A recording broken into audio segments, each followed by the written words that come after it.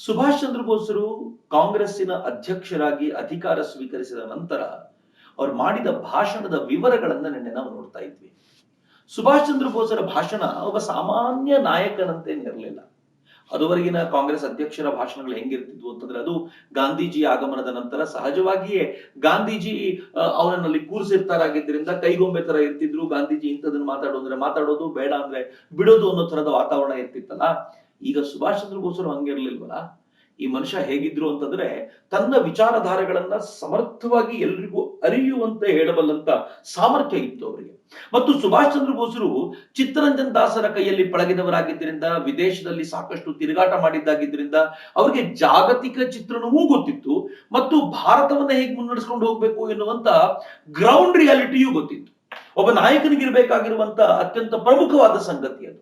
ಯಾಕೆ ಕೆಲವರು 5 ವರ್ಷಗಳಲ್ಲಿ ದೊಡ್ಡ ನಾಯಕರಾಗ್ಬಿಡ್ತಾರೆ, ಇನ್ನು ಕೆಲವರು 50 ವರ್ಷ ಕಳೆದ್ರು ನಾಯಕರಾಗಲ್ಲ ಅಂತಂದ್ರೆ, ಕೆಲವರಿಗೆ ಮೇಲ್ಮಟ್ಟದ ವಿಚಾರ ಗೊತ್ತಿರಬಹುದು, ಆದರೆ ಗ್ರೌಂಡ್ ರಿಯಾಲಿಟೀಸ್ ಗೊತ್ತಿರೋದಿಲ್ಲ. ಇನ್ನು ಕೆಲವರಿಗೆ ಗ್ರೌಂಡ್ ರಿಯಾಲಿಟಿ ಅಥವಾ ಗ್ರೌಂಡಿನ ಸಂಪರ್ಕ ಇರುತ್ತೆ, ಆದರೆ ಎತ್ತರದ ಸ್ಥಿತಿಗತಿಗಳನ್ನ ಹೇಗೆ ಅವಲೋಕಿಸುವುದು, ಹೇಗೆ ಮನನ ಮಾಡ್ಕೊಳ್ಳೋದು ಅಂತ ಗೊತ್ತಿರಲ್ಲ.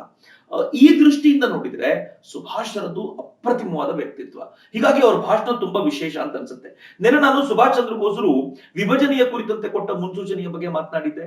ಹಾಗೆ ನಿಮ್ ಜೊತೆ ನೌಕರಶಾಹಿಯ ಕುರಿತಂತೆ ಸುಭಾಷ್ ಚಂದ್ರ ಬೋಸರು ಯಾವ ತರದ ಮುನ್ಸೂಚನೆಯನ್ನು ಕೊಟ್ಟಿದ್ರು, ಇವತ್ತಿಗೂ ಅದರ ಸಮಸ್ಯೆ ನಾವು ಹೇಗೆ ಅನುಭವಿಸ್ತಾ ಇದ್ದೀವಿ ಅನ್ನೋದನ್ನ ನಿಮ್ ಜೊತೆ ಹಂಚ್ಕೊಳ್ಳೋ ಪ್ರಯತ್ನ ಮಾಡಿದ್ದೆ. ಹಾಗೆಯೇ ಕಾಂಗ್ರೆಸ್ಸಿಗರು ಮಾತನಾಡ್ಲಿಕ್ಕೂ ಹೆದರ್ಕೊಳ್ತಾ ಇದ್ದ ಜನಸಂಖ್ಯಾ ಸ್ಫೋಟದ ಕುರಿತಂತೆ ಸುಭಾಷ್ ಚಂದ್ರ ಬೋಸರು ಸ್ಪಷ್ಟವಾದ ನಿಲುವನ್ನ ತೋರಿಸಿದ್ರು.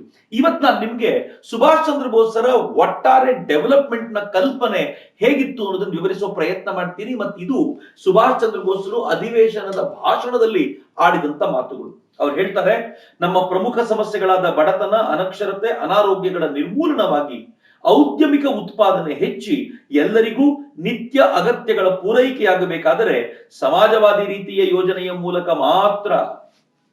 ನಮ್ಮ ಭಾವಿ ಸರ್ಕಾರ ಮೊದಲು ಮಾಡಬೇಕಾದ ಕೆಲಸವೆಂದರೆ ಒಂದು ಸಮರ್ಥ ಯೋಜನಾ ಆಯೋಗದ ನೇಮಕಾತಿ. ಮಿತ್ರ, ಇದ್ರ ಕುರಿತಂತೆ ನಾನು ಮುಂದೆ ನಿಮ್ ಜೊತೆ ಹಂಚಿಕೊಳ್ತೀನಿ.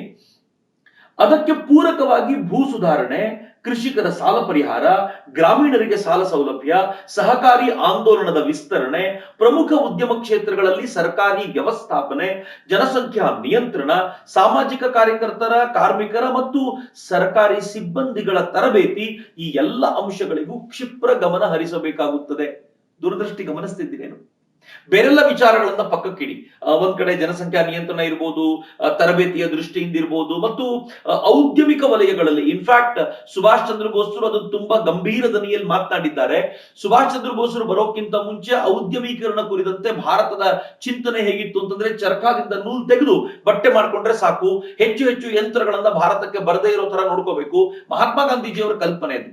ಅವರು ಹೆಚ್ಚು ಕೈಗಳಿಂದ ವಸ್ತುಗಳ ಉತ್ಪಾದನೆ ಅನ್ನುವಂತ ಕಲ್ಪನೆಯಲ್ಲಿ ಇದ್ದವರು. ಅಂದ್ರೆ ಹೆಚ್ಚು ಜನರನ್ನ ಈ ಕೆಲಸಕ್ಕೆ ಇನ್ವಾಲ್ವ್ ಮಾಡಬೇಕು. ಹೀಗಾಗಿ ಯಾಂತ್ರೀಕರಣ ಅಥವಾ ಯಂತ್ರಗಳನ್ನ ಇಂಟ್ರೊಡ್ಯೂಸ್ ಮಾಡೋದನ್ನ ಮಹಾತ್ಮ ಗಾಂಧೀಜಿ ಯಾವಾಗಲೂ ವಿರೋಧಿಸ್ತಾ ಇದ್ದಾರೆ.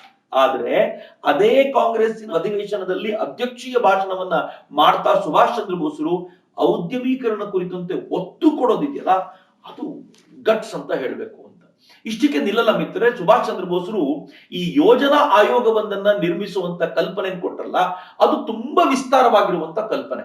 ಯೋಜನಾ ಆಯೋಗ ಅಂತಂದ್ರೆ ಭಾರತದ ಅರ್ಥವ್ಯವಸ್ಥೆಯನ್ನ ದೃಷ್ಟಿಯಲ್ಲಿಟ್ಕೊಂಡು, ನಮ್ಮ ಇನ್ಕಮ್ ಎಷ್ಟಿದೆ, ಖರ್ಚು ಏನ್ ಮಾಡಬೇಕು, ಇವೆಲ್ಲವನ್ನೂ ಕಲ್ಪನೆಯಲ್ಲಿ ಇಟ್ಕೊಂಡು ಒಂದು ಸಮಿತಿಯನ್ನು ರಚಿಸಬೇಕು. ಅದೊಂದು ಬ್ಲೂ ಪ್ರಿಂಟ್ ಅನ್ನ ಪ್ರತಿ ವರ್ಷಕ್ಕೆ ರಚನೆ ಮಾಡಬೇಕು. ಆ ಬ್ಲೂ ಪ್ರಿಂಟ್ ಗೆ ಆಧಾರವಾಗಿ ಮುಂದಿನ ಸರ್ಕಾರಗಳು ತಾವು ಯೋಜನೆಗಳನ್ನ ಕೈಗೆತ್ಕೊಂಡು ಕೆಲಸ ಮಾಡಬೇಕು. ಇದನ್ನ ಸ್ವಾತಂತ್ರ್ಯ ಬರೋಕ್ಕಿಂತ 8-9 ವರ್ಷಗಳ ಮುಂಚೆಯೇ ಸುಭಾಷ್ ಚಂದ್ರ ಬೋಸರು ಕಲ್ಪನೆ ಕಟ್ಟಿಕೊಂಡಿದ್ರು.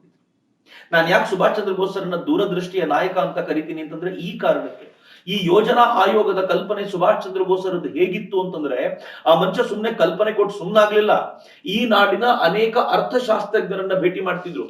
ಅವರ ಪ್ರಮುಖವಾಗಿ KT ಶಹಾರ್ ಅಂತ ಅರ್ಥಶಾಸ್ತ್ರಜ್ಞರನ್ನ ಅವ್ರು ಭೇಟಿ ಮಾಡಿ ಯೋಜನಾ ಆಯೋಗ ಹೇಗಿರ್ಬೇಕು, ಅದು ಯಾವ ತರದ ಬ್ಲೂ ಪ್ರಿಂಟ್ ರಚನೆ ಮಾಡಬೇಕು ಅನ್ನೋದ್ರ ಕುರಿತಂತೆ ವಿಸ್ತಾರವಾಗಿ ಚರ್ಚೆ ಮಾಡ್ತಿದ್ರು.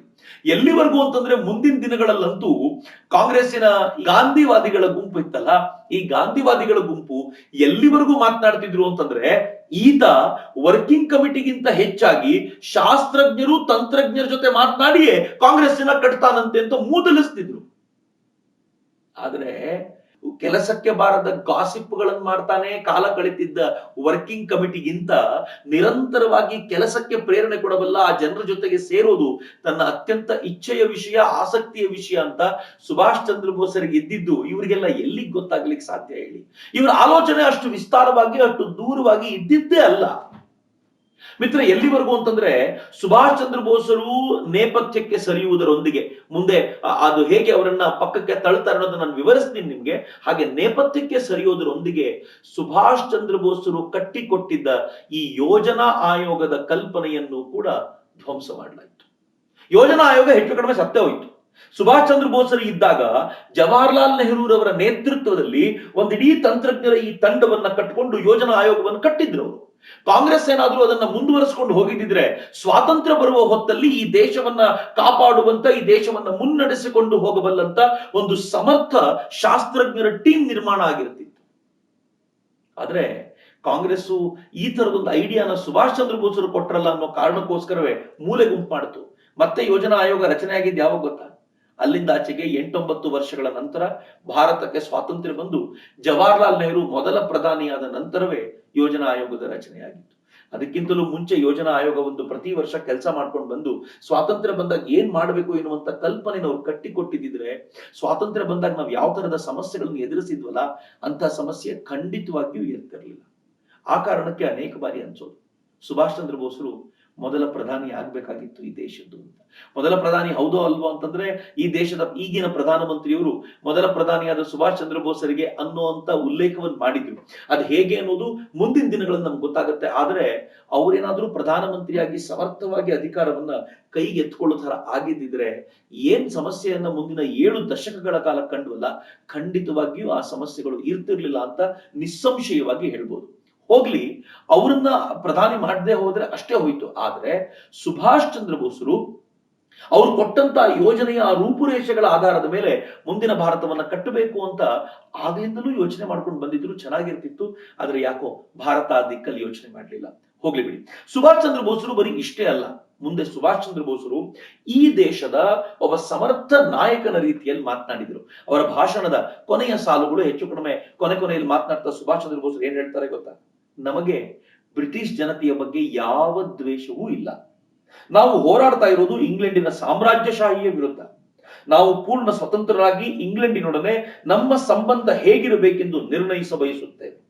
ಅಂತ ಪೂರ್ಣ ಸ್ವಯಂ ನಿರ್ಣಯಾಧಿಕಾರ ನಮಗೆ ದೊರೆತ ನಂತರ ನಾವು ಇಂಗ್ಲೆಂಡಿನ ಜನತೆಯೊಂದಿಗೆ ಸೌಹಾರ್ದದ ಸಂಬಂಧ ಇರಿಸಿಕೊಳ್ಳಲು ನಮ್ಮ ಅಭ್ಯಂತರವೇನಿಲ್ಲ ಅಂತಂದ್ರು. ನಾವು ಸ್ವತಂತ್ರರಾಗಬೇಕು, ಅದಕ್ಕಿಂತ ಚಿಕ್ಕ ಕಲ್ಪನೆ ನಮ್ಗೆ ಯಾವುದೂ ಇಲ್ಲ. ನಾವು ಸ್ವತಂತ್ರಗೊಂಡು ಇಂಗ್ಲೆಂಡಿನ ಜೊತೆಗೆ ನಮ್ಮ ಬಾಂಧವ್ಯ ಹೇಗಿರಬೇಕು ಅನ್ನೋದನ್ನ ನಾವು ನಿರ್ಣಯಿಸುವಂತಾಗಬೇಕು.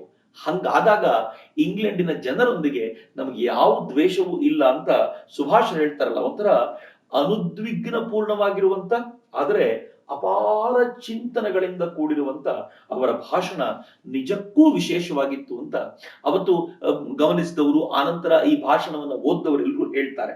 ಆದ್ರೆ ಸುಭಾಷ್ ಚಂದ್ರ ಬೋಸರು ಬರೀ ಭಾಷಣ ಮಾಡಿ ಸುಮ್ಮನೆ ಆಗ್ಲಿಲ್ಲ ಮಿತ್ರ. ಇಡೀ ಕಾಂಗ್ರೆಸ್ಸಿಗೆ ಜೀವ ತುಂಬಿದ್ದು ಹೇಗಿತ್ತು ಗೊತ್ತೇನು? ಯಾರ್ಯಾರು ಕಾಂಗ್ರೆಸ್ನ ಪರವಾಗಿ ಮುಖ್ಯಮಂತ್ರಿಗಳಾಗಿದ್ರೋ ಅವ್ರನ್ನೆಲ್ಲ ಕರ್ಕೊಂಡು ಬಂದು ಸುಭಾಷ್ ಚಂದ್ರ ಬೋಸರು ಸಮಾವೇಶಗಳನ್ನು ನಡೆಸಿದ್ರು. ಹೇಗೆ ನಾವಿರುವಂತ ರಾಜ್ಯಗಳನ್ನು ನಡೆಸಬೇಕು, ಆ ರಾಜ್ಯಗಳಲ್ಲಿ ಹೇಗೆ ಭಾರತೀಯ ಚಿಂತನೆಗಳಿಗೆ ಒಂದು ವ್ಯಾಲ್ಯೂ ತಂದ್ಕೊಡ್ಬೇಕು ಎನ್ನುವಂತ ಪ್ರಯತ್ನವನ್ನ ಸುಭಾಷ್ ಚಂದ್ರ ಬೋಸರು ಮಾಡಿದ್ರಲ್ಲದೆ, ಅದೇ ಸುಭಾಷ್ ಚಂದ್ರ ಬೋಸರು ಆಯಾ ರಾಜ್ಯಗಳಲ್ಲಿರುವಂತ ಉದ್ಯಮ ಮಂತ್ರಿಗಳನ್ನ ಸೇರಿಸಿಯೂ ಒಂದು ಸಮಾವೇಶ ಮಾಡಿದ್ರು. ಅವರಿಗೆ ಭಾರತವನ್ನ ಔದ್ಯಮೀಕರಣದ ಆ ವೇಗದ ಹಾದಿಯಲ್ಲಿ ಕರ್ಕೊಂಡು ಹೋಗ್ಬೇಕು ಅನ್ನೋಂತ ಬಯಕೆ ಇತ್ತು. ಬಹುಶಃ ಬರೀ ಭಾರತದಲ್ಲಿ ಕೂತಿದ್ದವರಿಗೆ ಹಂಗ ಅನಿಸಿರ್ಲಿಕ್ಕಿಲ್ಲ. ಜಗತ್ತಿನ ಮೂಲೆ ತಿರುಗಾಡ್ಕೊಂಡು ಬಂದಿದ್ದಂತ ಸುಭಾಷ್ ಚಂದ್ರ ಬೋಸರಿಗೆ ಅಲ್ಲಿ ಆಗ್ತಾ ಇರುವಂತ ಈ ಪ್ರಗತಿಯನ್ನ ನನ್ನ ದೇಶಕ್ಕೆ ತೆಗೆದುಕೊಂಡು ಬರಬೇಕು ಅನ್ನೋ ಇಚ್ಛೆ ಇತ್ತಲ್ಲ, ಆ ತುಡಿತವೇ ಅವರನ್ನ ಈ ದಿಕ್ಕಲ್ಲಿ ಓಡುವಂತೆ ಮಾಡಿತ್ತು. ಆದ್ರೆ ಇದು ಎಲ್ರಿಗೂ ಅರ್ಥ ಆಗ್ತಿರ್ಲಿಲ್ಲ. ಸುಭಾಷ್ ಚಂದ್ರ ಬೋಸರು ಮಾತ್ರ ಅರ್ಥ ಮಾಡಿಸುವಂತ ಯಾವ ಅವಕಾಶವನ್ನು ಬಿಟ್ಟವರಲ್ಲ ಅಂತ. Subhash Chandra ಬೋಸರನ್ನ Indian science association ಆಹ್ವಾನ ಮಾಡಿತು. ಸುಭಾಷ್ ಚಂದ್ರ ಬೋಸರು ಈ ಆಹ್ವಾನಕ್ಕೆ ಒಪ್ಪಿಕೊಂಡು ಅವರು ಮಾತನಾಡ್ತಾ ಇರ್ಬೇಕಾದ್ರೆ ಅಲ್ಲಿ ಕೂಡ ಏನ್ ಹೇಳ್ತಾರೆ ಗೊತ್ತಾ? ಔದ್ಯಮೀಕರಣ ಆಗ್ಲೇಬೇಕು, ನಾವು ಯಂತ್ರಗಳನ್ನ ಬಳಸುವಂತಾಗ್ಲೇಬೇಕು. ಹಂಗ ಆಗೋದ್ರಿಂದ ಏನ್ ಲಾಭ ಆಗತ್ತೆ ಅನ್ನೋದಕ್ಕೆ 3 ಕಾರಣಗಳನ್ನ ಸುಭಾಷ್ ಕೊಡ್ತಾರೆ. ಇವರು ಇದನ್ನ ಮಾತಾಡ್ತಾ ಇರೋದು ಇಂಡಿಯನ್ ಸೈನ್ಸ್ ಅಸೋಸಿಯೇಷನ್ ಅಲ್ಲಿ. ಎಲ್ಲಿ ಯಾವುದನ್ನ ಹೇಗ್ ಮಾತನಾಡ್ತಾರೆ ನೋಡಿ ಸುಭಾಷ್ ಬಾಬು. ಅವ್ರು ಹೇಳ್ತಾರೆ ಈ ಔದ್ಯಮೀಕರಣದಿಂದ ನಿರುದ್ಯೋಗದ ನಿವಾರಣೆ ಆಗುತ್ತೆ, ಪಾಯಿಂಟ್ 1 ಸಹಜ. ಎರಡನೇದು ಸಮಾಜವಾದಿ ಪಥ ಸ್ವೀಕರಣೆಗೆ ನಮ್ಗೆ ಸುಲಭ ಆಗತ್ತೆ ಅಂತ. ಸಮಾಜದ ಕೊನೆಯ ಹಂತದವರೆಗೂ ಮುಟ್ಲಿಕ್ಕೆ ಪ್ರತಿಯೊಬ್ಬನಿಗೂ ಕೂಡ ಬೇಕಾಗಿರುವಂತ ಅನ್ನ, ನೀರು ಅಥವಾ ಅವ್ರಿಗೆ ಬೇಕಾಗಿರುವಂತ ಮೂಲಭೂತ ಸೌಕರ್ಯಗಳನ್ನು ಒದಗಿಸ್ಲಿಕ್ಕೆ ಇದು ಅವಕಾಶ ಮಾಡಿಕೊಡುತ್ತೆ. ಇದು ಎರಡನೇ ಪಾಯಿಂಟ್. ಮೂರನೇದು ಅವ್ರು ಹೇಳ್ತಾರೆ ವಿದೇಶಿ ಉದ್ಯಮಗಳೊಂದಿಗೆ ಸ್ಪರ್ಧೆ ನಾವು ಮಾಡಬೇಕು ಅಂತಂದ್ರೆ ನಾವು ಈ ಔದ್ಯಮೀಕರಣಕ್ಕೆ ಬೇಕಾಗಿರುವಂತ ವ್ಯವಸ್ಥೆಯನ್ನ ಮಾಡಲೇಬೇಕು ಅಂತ ಸುಭಾಷ್ ಬಾಬು ಹೇಳಿದ್ರು. ಸುಭಾಷ್ ಬಾಬು ಅವರ ಈ ಮಾತು ಅವತ್ತಿನ ದಿನಗಳಲ್ಲಿ ವ್ಯಾಪಕ ಚರ್ಚೆಗೆ ಬರ್ತಿತ್ತು. ಹಾಗೆ ವ್ಯಾಪಕ ಚರ್ಚೆಗೆ ಬಂದಾಗಲೆಲ್ಲ ಇರಿಸು ಮುರುಸಾಗ್ತಿದ್ದು ಮಹಾತ್ಮ ಗಾಂಧೀಜಿಯವರಿಗೆ. ಯಾಕಂದ್ರೆ ಅವರು ತಮ್ಮ ಯಂಗ್ ಇಂಡಿಯಾದಲ್ಲಿ ಬರಿತಾ ಇದ್ದ ಲೇಖನ ಪ್ರಬಂಧಗಳಿಗೂ ಅಧ್ಯಕ್ಷ ಸ್ಥಾನದಲ್ಲಿ ಕೂರಿಸಿದಂತ ಸುಭಾಷ್ ಚಂದ್ರ ಬೋಸ್ರು ಹೇಳ್ತಿದ್ದ ಮಾತುಗಳಿಗೂ ತದ್ವಿರುದ್ಧ ಇರ್ತಿತ್ತು ಅನ್ನೋದನ್ನ ನಾವು ಅರ್ಥ ಮಾಡ್ಕೋಬೇಕು ಅಂತ. ಮಿತ್ರರೇ, ಹೀಗಿರುವಾಗ ಸುಭಾಷ್ ಚಂದ್ರ ಬೋಸರ ಕಲ್ಪನೆಗಳು ಮಾತ್ರ ಬಲವಾಗಿತ್ತು.